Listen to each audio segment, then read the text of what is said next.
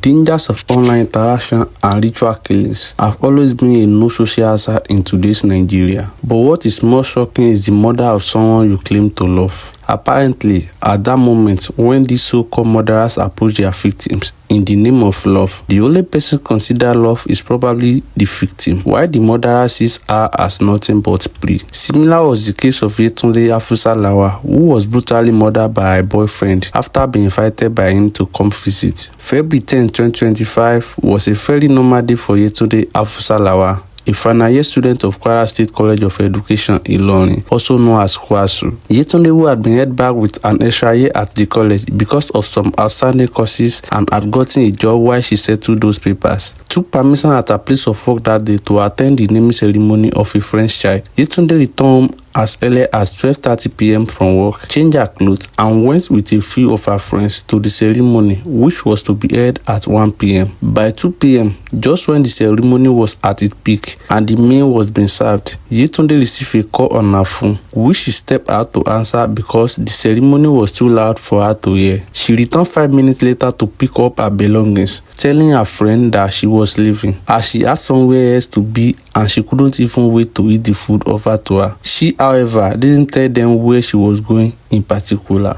This was the last time family and friends heard from her. By dusk, Yetunde, who usually shuttle buses from home to work there in Ilorin, was not back yet, and it was a Monday. Her parents were getting worried. Her worried mother tried calling her phone several times and it only rang but no one picked up. After a few hours of waiting and calling, her parents decided to call her other friends who had attended the same ceremony with her. Her friends felt confused that she had not returned home and told her parents that she had left the ceremony early, as she had to go somewhere else and that they expected her to be home already. This got her parents even more worried as they wondered if something had happened to her. They tried calling her phone again, but this time her phone was switched off. They consoled themselves, however, assuming she might have gone visiting at the home of one of their extended family's members there in Ilorin and would be back by the next morning. Little did they know that she was never coming back. Despite their worries, her parents waited till dawn, hoping to see her walking, laughing, and making fun of their overly worried behavior, as she usually did. But by the next morning, Yetunde still was not back, and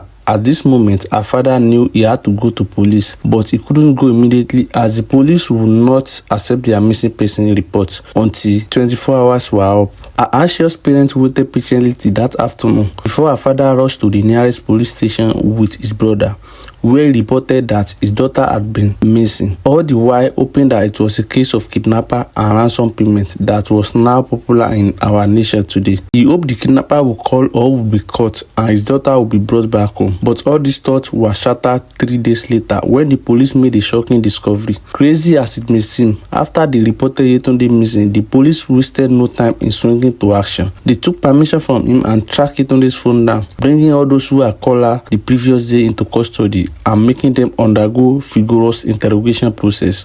Among the men brought back was one Abdurrahman Bello, a 29-year-old Muslim cleric. Abdurrahman Bello immediately denied ever calling or seeing Yetunde on the 10th of February 2025 and claimed he knew nothing of her whereabouts. The police didn't believe him and immediately took him into custody to further interrogate him. After a few hours, he confessed that Yetunde was dead. 24-year-old Yetunde Lawal was dead and she had died in his home. Abdurrahman Bello made up a whole story about how he was nothing but a victim of circumstances. He denied killing her, saying he had indeed invited Yetunde to his home, but she had died accidentally when he was not at home from an asthma attack. According to him, Yetunde had come to his home around 3 p.m. that day, claiming to be hungry, and he had left her behind in the house to get her something to eat across the road. On his return, he found her dead and panicked, leading to him disposing of her body. This was shocking for even the police to hear.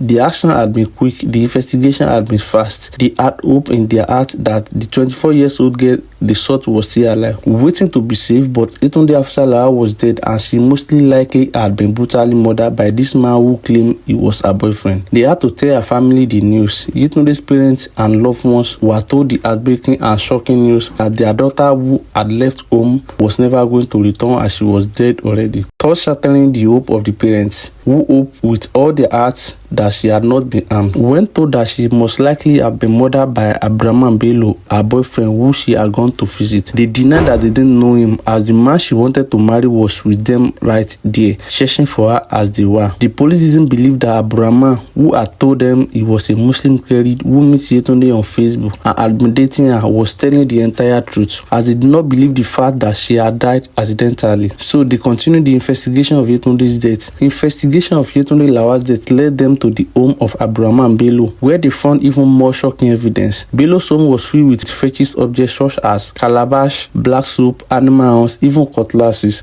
and knives were found in his home. But what was even more shocking was the 13 shoes of different sizes belonging to different women were found in his home, along with the severed palm of Yetunde's hand, which was the only part of her body that was found and could be recovered till this day, and it has been kept in a calabash. The police took back all the evidence and called her grieving family to identify her.